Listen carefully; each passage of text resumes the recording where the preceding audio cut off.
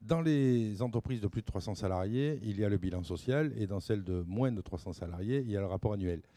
Quelle est la finesse entre les deux? Est-ce que c'est juste une appellation qui change quand on change l'effectif ou est-ce que dans le contenu, il y a beaucoup de différences? Alors, pour répondre directement à ta question, oui, dans le contenu, il y a beaucoup de différences.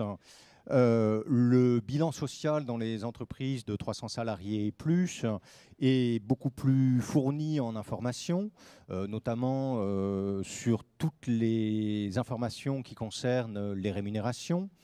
Les informations qui concernent l'absentéisme, les conditions de travail, la durée du travail, et ainsi de suite. Le rapport annuel unique, et d'ailleurs, on parle de rapport annuel unique de manière impropre, puisque c'est un rapport sur la situation économique de l'entreprise. Et c'est un rapport sur la situation économique de l'entreprise qui a un champ beaucoup plus important que le simple bilan social, mais qui récupère des informations qui sont transmises dans les entreprises de 300 salariés et plus, à la fois dans le bilan social, mais à la fois dans un autre document qui est le document concernant le rapport égalité homme-femme. Et c'est un condensé de ces documents plus différents autres documents. Donc en fait, c'est une synthèse, et certainement que le législateur a considéré qu'il n'était pas nécessaire de multiplier les rapports dans les structures de moins de 300 salariés, mais de faire en sorte que ce rapport soit le réceptacle de quantité d'informations dans les structures de moins de 300 salariés. Donc dans les moins de 300 salariés, le document il est beaucoup plus difficile à analyser parce qu'il y a moins de données. Alors il y a moins de données, effectivement, mais c'est un document qui a gagné, si je puis dire, en qualité ces dernières années, notamment dans son volet égalité professionnelle entre les femmes et les hommes. Parce que l'employeur doit, dans le cadre de l'information consultation sur le rapport annuel unique, dans les aspects plutôt égalité professionnelle, dresser un plan d'action, faire un bilan des actions qui ont été menées l'année passée et l'année en cours, constater et faire constater avec un certain nombre d'indices et d'éléments relativement clairs ce qui a marché, ce qui n'a pas marché, et présenter aux représentants du personnel les objectifs pour l'année à venir. Mais ça n'est qu'une petite facette du rapport annuel unique.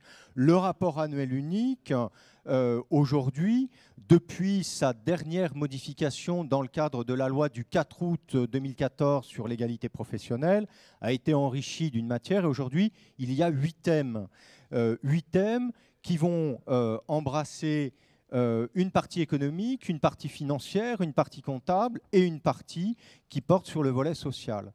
Mais il est important de souligner que le rapport annuel unique porte notamment sur une partie économique et financière non négligeable, avec le chiffre d'affaires, avec un certain nombre d'éléments sur ce sujet.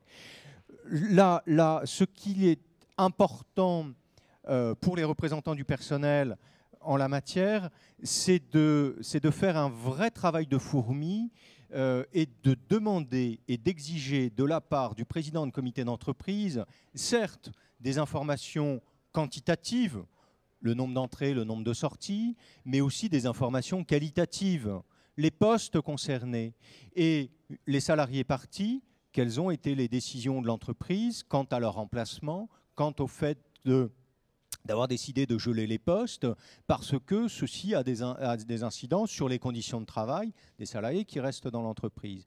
Donc il faut pouvoir s'en saisir.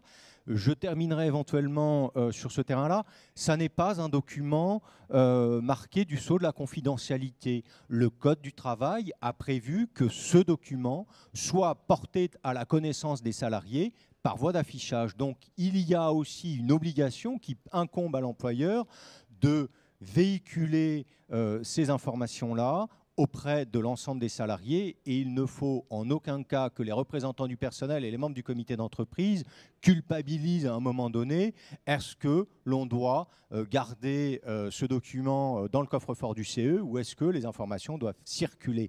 Oui, elles doivent circuler parce que ça concerne le quotidien des salariés et ça concerne leur avenir aussi, puisque c'est l'avenir de l'entreprise dont on parle également dans ce document. Alors ce document, non seulement vous le diffusez, mais en plus vous pouvez le traduire pour que les salariés le comprennent mieux. Merci.